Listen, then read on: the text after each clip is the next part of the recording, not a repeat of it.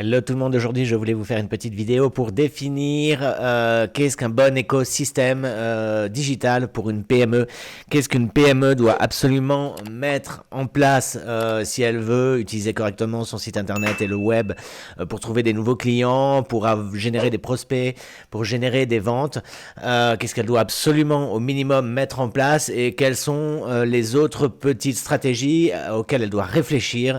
Je suis Édouard Delage, consultant digital, j'aide les entreprises, je vous aide à créer des bons sites internet, à analyser le trafic sur le site internet, à générer du trafic sur le site internet, optimiser le site internet pour optimiser les ventes et pour générer des prospects, générer des appels et améliorer votre visibilité sur internet. Alors évidemment, la première des choses, ça va être votre site internet. J'ai fait une petite vidéo que vous retrouverez dans les descriptions sur les 10 règles d'or. Je crois que c'est les 10 règles d'or pour être sûr d'avoir un bon site internet. Je vais donc pas passer trop de temps, mais ne sous-estimez pas ça. Je dis dans plusieurs vidéos, 80% des sites internet que j'audite sont dramatiques et se donnent pas du tout toutes les chances de performer sur internet. Pour rapidement, les points rapides pour un bon site internet, c'est un site internet qui est parfaitement adapté au mobile. On pourrait même évoquer la notion de mobile first, c'est-à-dire qu'on crée le site internet d'abord pour les mobiles et ensuite on le réfléchit pour les tablettes et pour les ordinateurs seulement. Ça peut peut-être coûter un peu cher en termes de développement et tout ça, mais maintenant avec les systèmes sous WordPress, avec Divi ou Elementor, ces constructeurs de pages, ça va très vite. Mais juste faites extrêmement attention. D'ailleurs, ça viendra dans un autre point concernant la Google Search Console, de bien vérifier dans la Google Search Console qu'aux yeux de Google, le site internet soit complètement adapté au mobile. Ensuite, il vous faut un bon balisage HTML. Pareil, j'ai fait une vidéo sur qu'est-ce que le balisage HTML, mais au minimum le balisage, les balises de titres, balises titres de page, de métadescription, les balises H1, H2, H3. Il faut que ce soit cohérent, il ne faut pas qu'il y ait d'erreurs HTML à ce niveau-là, et c'est l'occasion de placer des mots-clés pour se donner toutes les chances de favoriser son site internet dans les moteurs de recherche. Il doit être rapide et léger. Pareil, c'est extrêmement pris en compte non seulement par Google pour vous positionner dans les meilleurs résultats des moteurs de recherche. Google cherche à offrir des résultats pertinents et où l'expérience utilisateur est de qualité. Il doit avoir une structure simple et cohérente en termes d'UX. Je ne vais pas rentrer dans les détails là, en termes d'UX, c'est-à-dire en termes d'expérience utilisateur. N'allez pas faire des menus, sous-menus, sous-sous-sous-menus.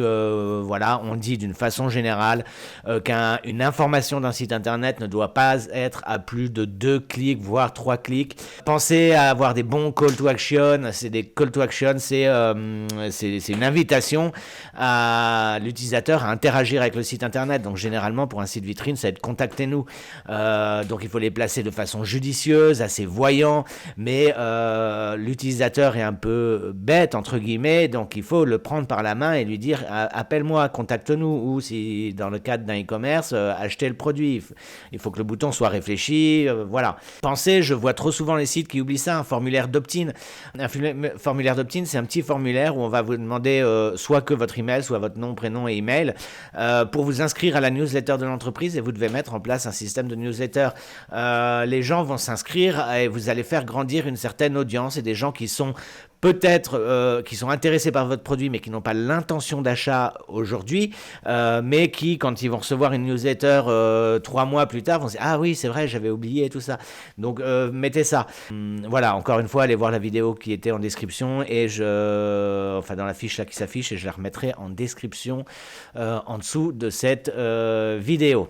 Alors un bon écosystème digital, ça passe aussi par la maîtrise des outils Google et Bing. Je ne citerai que ces deux-là pour les deux plus importants. Ça sert à rien du tout de faire un bon site internet, CF le point précédent, si derrière vous n'utilisez pas les outils d'indexation que vous offrent Google et Bing. Donc chez Google, c'est la Google Search Console, chez Bing, c'est Bing Webmaster Tools, je crois. Et ça va être l'interface qui va vous permettre de vérifier qu'il n'y a pas la bonne indexation, qui va vérifier qui va vous permettre de vérifier, je vais y arriver, la bonne indexation de votre site internet sur ces moteurs de recherche. Est-ce qu'il y a des erreurs sur votre site internet que ces moteurs de recherche identifient et qui, du coup, il ne va pas référencer les pages du site internet. Donc ça, je vois plein de gens, plein de sites internet que j'audite, les boîtes ne savent même pas ce que c'est que la Google Search Console. C'est absolument primordial d'aller faire un petit tour tous les mois dessus, vérifier que tous les indicateurs sont au vert, qu'il n'y a pas d'erreur d'indexation. Ça ne sert à rien ensuite d'essayer de mettre des budgets en SEO, d'aller vous tuer à créer des vidéos YouTube, d'aller créer du contenu. Si vous avez des erreurs et la Google Search Console va vous dire s'il y a des pages qui mettent trop de temps à charger, elle va vous dire s'il y a des pages qui ne sont pas adaptées au mobile, elle va vous dire quelles sont les pages qui sont référencées, quelles sont les pages qui ne sont pas référencées et quelles sont les pages qui ne sont pas référençables, et ils vont vous dire pourquoi vous devez corriger l'erreur, dire à Google que vous avez corrigé l'erreur et que du coup les robots peuvent repasser, voilà. C'est vraiment très important de suivre la Google Search Console. Voilà, je pense il est vraiment urgent que je fasse une vidéo sur la Google Search Console parce qu'il y a très peu de contenu là-dessus et c'est vraiment primordial. Ensuite de ça, le deuxième outil, c'est Google Analytics. Je me tue à le dire à tous mes clients, le web n'est que de la data. Donc, j'ai fait une vidéo aussi sur la nécessité de connecter son site internet le plus rapidement possible à la Google Analytics. Vous devez accumuler des données de trafic. Vous devez savoir combien de visites vous avez par jour. Vous devez savoir quel est le taux de rebond. Vous devez mettre en place des objectifs à atteindre. Dans le cadre d'un site vitrine, ça va être d'envoi de formulaires et en fonction du nombre de visiteurs, combien d'envois de formulaires vous avez, ça c'est ce qu'on appellera le taux de transformation du site internet. Un site internet, si vous en faites un, il a un objectif à atteindre ou des objectifs à atteindre. Voilà, pour un site de e-commerce, et ça va être le tunnel de vente et vous devez être en mesure de savoir combien de produits ont été ajoutés au panier, combien il y a eu d'abandon de panier, combien il y a eu de commandes, quel est le panier moyen. Voilà, alors dans le cadre d'un e-commerce, tout le monde met en place un petit peu ces choses-là, mais dans le cadre d'un site vitrine, beaucoup moins. Ensuite de ça, sur la durée, vous allez accumuler beaucoup de data et ça va vous permettre d'optimiser le site internet en fonction de ces résultats. Donc, à connecter très rapidement le Google Analytics et dans le meilleur des cas, définir les objectifs, paramétrer les objectifs dans Google Analytics, paramétrer des vues spéciales, des segments d'utilisateurs spéciaux. Voilà, et vous pouvez aller même un peu plus loin avec Google Data Studio parce que Google Analytics, c'est très puissant. Vous avez beaucoup de données, mais elles sont difficilement lisibles, difficilement interprétables. Et vous pouvez mettre en place, avec Google Data Studio, vous pouvez synthétiser toutes ces données, les milk-checker un petit peu, je ne sais pas si ça se dit, mais pour avoir une lecture rapide et synthétique de qu'est-ce qui s'est passé cette semaine, ce mois-ci, quelles sont les décisions à prendre. Voilà, d'ailleurs, Google Data Studio, vous pouvez le connecter à Facebook, à YouTube, à Google Ads et agréger plein de données. Alors, je viens de vous parler des outils Google et notamment de Google Analytics. Il faut aller plus loin. Google Analytics est tout à fait complet, vous donne beaucoup d'informations, mais pas toutes les informations et vous devez donc définir un plan de tagage. Vous devez mettre des tags, ce qu'on appelle des tags, des bouts de code de tracking sur votre site internet. Ça passe par la définition aussi de vos objectifs de votre site internet. Pour atteindre cet objectif, qu'est-ce que je veux suivre comme type d'événement sur mon site internet? Est-ce que c'est le taux de scroll? Est-ce que les gens descendent dans les pages? Est-ce que les gens cliquent sur tel bouton? Est-ce que dans le cas d'un entonnoir de conversion, est-ce qu'ils sont passés par telle étape et telle étape? Et c'est tous ces éléments de tracking dans le cadre d'une vidéo ou si vous avez plusieurs vidéos sur le site internet, quelles sont les vidéos les plus vues, est-ce qu'elles sont vues à 10%, à 25%, à 75%, à 80%. Ça va vous permettre de mesurer le taux d'engagement de vos visiteurs et donc la pertinence de votre contenu, de votre site internet.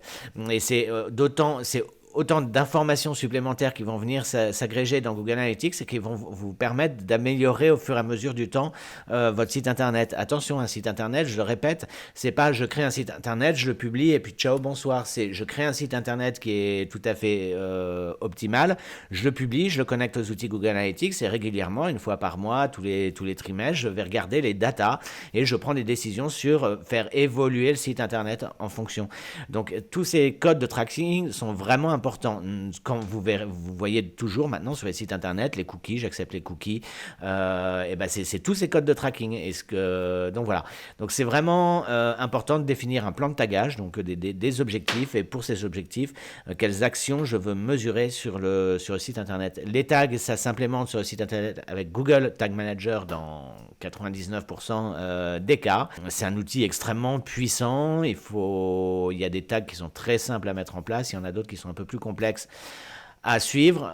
Mais voilà, le plan de tagage fait pleinement partie d'un bon écosystème digital d'une entreprise, et d'une entreprise qui s'équipe d'un site internet et qui veut performer. Alors, à ne pas oublier, ne surtout pas oublier, j'ai dit en préambule dans Qu'est-ce qu'un bon site internet, les avis clients. Alors que vous ayez un site internet ou pas un site internet, mais pensez à votre notoriété et à la réputation que vous avez sur Internet, que vous le vouliez ou non, même pas en fonction de la taille de votre entreprise, mais vous allez générer des commentaires sur des pages Facebook, dans des tweets, sur des Instagram, je sais pas, un peu partout. Il faut prendre la main là-dessus. Non seulement il faut prendre la main là-dessus pour contrôler les avis qu'il y a, mais aussi pour prendre les devants et être maître de votre image que vous allez avoir sur Internet. Alors, ça peut passer, le plus connu est Trustpilot, il est relativement cher mais très puissant. Je crois d'ailleurs, je suis même certain que Google prend en compte ces avis. Vous avez Google My Business, je vais y revenir plus tard, mais vous pouvez gérer les avis avec Google My Business. Vous avez d'autres sociétés, je pense notamment à une société que j'utilise sur un de mes sites de e-commerce, qui est la société des avis vérifiés, qui garantit les avis. Voilà, si vous n'avez pas de site internet, pareil, sur Facebook, vous avez toute la gestion des avis. Je ne vais pas rentrer dans les détails là, mais les avis, votre réputation, attention, je suis catégorique là-dessus, fait pleinement partie d'un bon écosystème digital pour une entreprise. Si vous prenez la main dessus, alors si vous gérez pas du tout ça, vous allez accumuler des mauvaises avis, les gens vont voir que vous répondez pas, c'est pas bon du tout. Beaucoup de prospects me disent oui, mais si je vais avoir des mauvais avis. Bah de toute façon, il y aura des mauvais avis, et un mauvais avis n'est pas forcément négatif tant que vous y répondez, tant que vous justifiez ce qui s'est passé, tant que vous vous excusez, tant que voilà, je vais pas rentrer dans les détails ici, mais c'est important. Et ces avis, d'où qu'ils viennent, vous pouvez les importer dynamiquement sur votre site internet. Surtout si vous avez un WordPress, il y a des systèmes tiers sur Wix et tout, c'est toujours un peu relou ça, parce que j'ai fait une vidéo WordPress vs Wix, c'est des écosystèmes qui sont plus fermés. Mais avec WordPress, il y a mille et une manières d'importer des avis d'où qu'ils viennent sur votre site internet, et c'est extrêmement important pour augmenter le taux de transformation de votre site internet. C'est ce qu'on appelle des éléments rassurants, que vous êtes une entreprise sérieuse. Voilà, j'irai même un peu plus loin, que vous pouvez mettre en place des avis vidéo, je suis très fan de ça. Vous interviewez vos clients, il faut que ce soit authentique, je ne vais pas rentrer dans les détails ici, mais c'est le petit bonus des avis. Mais voilà, les avis pour un bon écosystème web, c'est absolument primordial. Ensuite, vous devez absolument prendre la main de votre entreprise sur votre Google My Business. Vous devez gérer Google My Business. Il faut qu'il soit à jour, il faut qu'il soit complet. Google My Business, si il y a des jours fériés, est-ce que vous êtes ouvert pendant les jours fériés? Il faut penser à les mettre à jour sur votre Google My Business. Il faut mettre votre numéro de téléphone, il faut gérer les avis. Faut faire tout ça, mais c'est absolument primordial. Le Google My Business, vous ne pouvez pas passer outre. Ça va augmenter le référencement naturel de votre site internet, ça va vous donner de la visibilité, ça va donner des informations pour vous contacter sans même passer par le site internet. Voilà, mais il faut absolument gérer le Google My Business.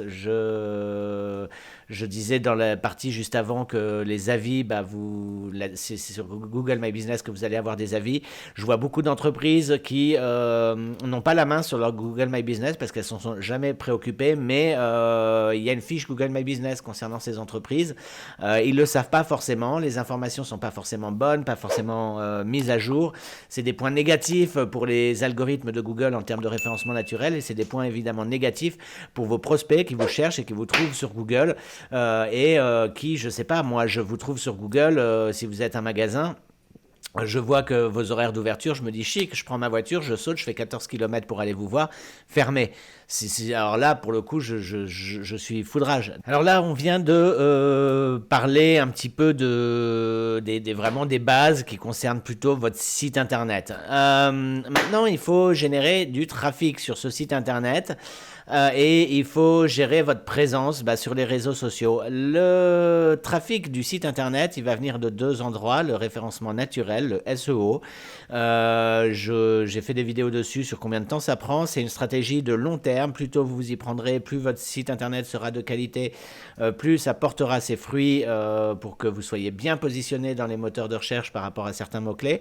Et il y a un trafic beaucoup plus rapide sur lequel on peut avoir la main, qu'on va qualifier de plus qualifié. C'est la publicité, qu'elle soit sur Google Ads ou sur Facebook Ads, et je passe pas sur tous les autres réseaux sociaux. Pour Facebook Ads, ça va être aussi Instagram, puisque Instagram a été racheté par Facebook. Mais voilà, maintenant il va falloir vous drainer du trafic. Je vais pas faire toute une vidéo sur le SEO dans un bon écosystème digital. Si vous voulez aller plus loin dans le SEO, connaître votre positionnement sur les moteurs de recherche, il y a deux logiciels primordiaux qui sont SEMrush et Ahrefs. Je vous mettrai les liens certainement en description. Ça, c'est vraiment pour si vous avez une stratégie de SEO, que vous avez un peu de budget, c'est des outils qui ne sont pas donnés et qui vont vous permettre de suivre sur quels mots-clés vous êtes correctement positionné, qui sont vos concurrents, quelles stratégies ils mettent en place, est-ce qu'ils ont du trafic payant et tout ça. Donc ça, c'est pour le référencement naturel. Après, du coup, il y a toute la publicité et les réseaux sociaux. Donc je vais commencer par les réseaux sociaux, je finirai par la publicité un peu après. Je pense que, un peu comme Google My Business, vous êtes obligé d'avoir une page Facebook. Je vois trop de méconnaissances à ce sujet. Les entreprises, je ne parle pas des particuliers ou des auto-entrepreneurs, voilà, encore que sur Facebook, les gens se font une page Facebook, mais ce n'est qu'utiliser que 5% de la puissance de Facebook. Vous devez créer un compte Facebook Business Manager, absolument. Vous devez créer un pixel Facebook. Vous devez installer ce pixel Facebook sur votre site internet via Google Tag Manager. CF, les points que j'ai vu un peu plus, qu'on a vu un peu plus haut, c'est des codes de tracking. Le pixel Facebook, c'est un bout de code qui va, plus tôt il sera sur le site internet, plus tôt il va pouvoir se nourrir comme un enfant. Je ne sais plus dans quel podcast d'entrepreneur j'entendais ça, mais il va pouvoir se nourrir comme un enfant de toutes les interactions qu'il y a sur le site internet et de toutes les audiences qu'il y a sur le site internet. Il va construire des audiences. Il va faire ça sur votre site internet, mais aussi sur votre page Facebook, sur votre compte Instagram, partout. Et vous allez vous constituer une audience. Ce sera très utile derrière si vous voulez faire de la publicité Facebook sur des audiences ciblées. Voilà. Ensuite de ça, ça va vous donner le Facebook Business Manager. Je ne vais pas rentrer dans les détails ici parce que je vous donne je vous dis qu'il faut le faire. Après, c'est pas pour tout le monde. C'est assez lourd, le Facebook Business Manager. Il faut absolument que vous fassiez vérifier votre entreprise par Facebook. C'est un certain nombre de démarches qui sont pas très compliquées. Ça se fait en ligne. Mais il faut envoyer son cabis, il faut donner vos numéros de téléphone. Enfin, il faut dire que vous existiez vraiment. Facebook essaye de se battre contre les dropshippers, contre les arnaques, contre plein de choses. Voilà. Et il faut pas vous faire bannir de Facebook. Donc, il faut montrer pas blanche et il faut paramétrer tout ça. Donc voilà, une simple page Facebook n'est pas suffisante pour une entreprise qui veut vraiment performer, qui veut avoir un bon écosystème digital.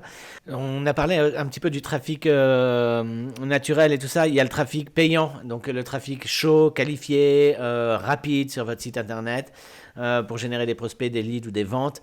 Je vais parler des deux gros plus connus, Facebook avec son Instagram et Google Ads. 2 points à ce sujet. J'ai fait une vidéo concernant Google Ads. J'ai fait une vidéo sur pourquoi Google Ads ça fonctionne pas. Eh ben si, ça fonctionne très bien. C'est juste que si vous êtes une PME et tout ça, n'essayez pas de faire ça par vous-même, à moins que vous ayez en interne des spécialistes, évidemment.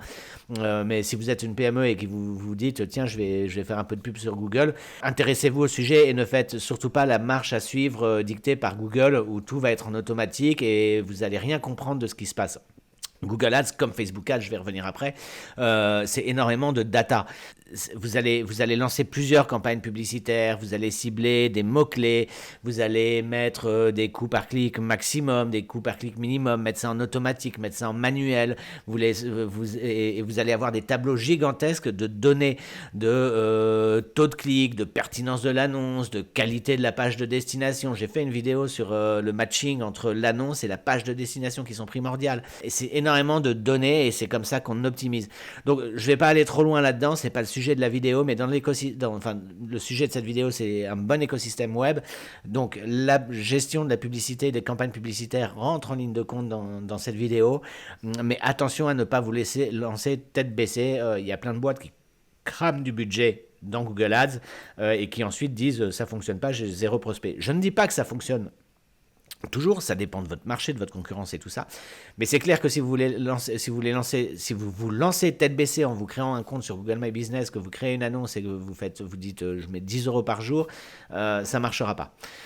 C'est exactement la même chose pour Facebook. Là-dessus, je voulais alerter sur, par exemple, vous allez faire un post et puis régulièrement, vous allez voir booster la publication. L'erreur magistrale que tout le monde fait, non, il faut passer par le gestionnaire de publicité, il faut paramétrer correctement la publicité, les audiences, il faut faire des bonnes créatives. Enfin, voilà, c'est pas parce que vous avez fait un post et que vous faites booster et que vous allez mettre 5 ou 10 euros par jour que ça va fonctionner. Donc non, la gestion de campagne publicitaire fait pleinement partie de l'écosystème, d'un bon écosystème digital pour une entreprise, à ne pas prendre à la légère, et que ce soit moi, mais plein d'autres, il y a des spécialistes qui font ça très bien, qui vous l'expliqueront très bien. Je vous ai parlé de Facebook, dans le trafic naturel, pensez à YouTube, hein. Franchement, j'en suis un exemple, pas forcément criant, j'ai une petite chaîne, je reste humble là-dessus, j'essaie de vous partager mon savoir là-dessus. Mais c'est vraiment une source de trafic vers votre site internet et au-delà de ça, un petit peu comme les avis, ça vous permet d'asseoir votre crédibilité. Au même titre, j'aurais pu le dire dans la première partie de la vidéo que de bloguer, d'avoir une section blog sur votre site internet vitrine. Et je vais faire une vidéo à ce sujet sur pourquoi vous devez créer du contenu sur internet. Ça va vraiment favoriser votre référencement naturel, mais surtout, ça va asseoir votre crédibilité sur votre secteur d'activité, votre marché, votre niche. Voilà. Et YouTube est vraiment très intéressant. En plus de ça, en plus de créer des vidéos sur YouTube, vous pouvez mettre ces vidéos sur votre site internet. Moi, je suis un énorme fan de la vidéo sur les sites internet. Je trouve que ça humanise le site internet. Ça permet de mettre des visages sur les gens qui constituent l'entreprise. On reste des humains, le web est extrêmement puissant, mais derrière, ça reste des hommes et des femmes qui travaillent tous les jours pour gagner leur vie. Et ça permet de mettre un visage là-dessus. Donc, ça donne beaucoup plus confiance aux visiteurs, soit d'acheter le produit, soit de vous contacter. Donc voilà, je pense que c'est vraiment important de réfléchir à YouTube. Pensez au blog. J'ai dit un petit peu plus tôt dans la partie du site internet sur le formulaire d'opt-in. Intégrer dans un bon écosystème digital d'une PME une relation avec vos visiteurs et vos prospects. Ça passe par les articles de blog, là, tout ce que je viens de dire juste avant, une chaîne YouTube, la création de contenu sur Internet. Mais ça passe aussi par la newsletter. Donc vous avez, vous connaissez, je pense que vous connaissez tous Mailchimp, Sendinblue et autres. Mais la mise en place d'une newsletter, je pense, ces derniers points de la vidéo sont à discuter encore une fois en fonction de votre stratégie. Mais la newsletter est vraiment un moyen de créer une relation, de tenir informés vos prospects sur la vie de votre entreprise. Vous n'êtes pas obligé de faire une newsletter quotidienne. Vous pouvez faire une newsletter mensuelle, une newsletter trimestrielle. C'est l'occasion de communiquer sur tous les gens qui ont accepté de vous donner des mails et qui veulent vous suivre, de communiquer quand vous faites des opérations de promotion pour Noël, pour la fête des pères, pour la fête des mères, quand vous faites les soldes, toutes ces choses-là, ou pour des grands virages de l'entreprise, que ce soit pour un commerce, mais que ce soit pour une société industrielle. Hein. Je parle pour le gros public, mais aussi pour le B2B. Mais la newsletter est vraiment à prendre en compte dans un bon écosystème digital.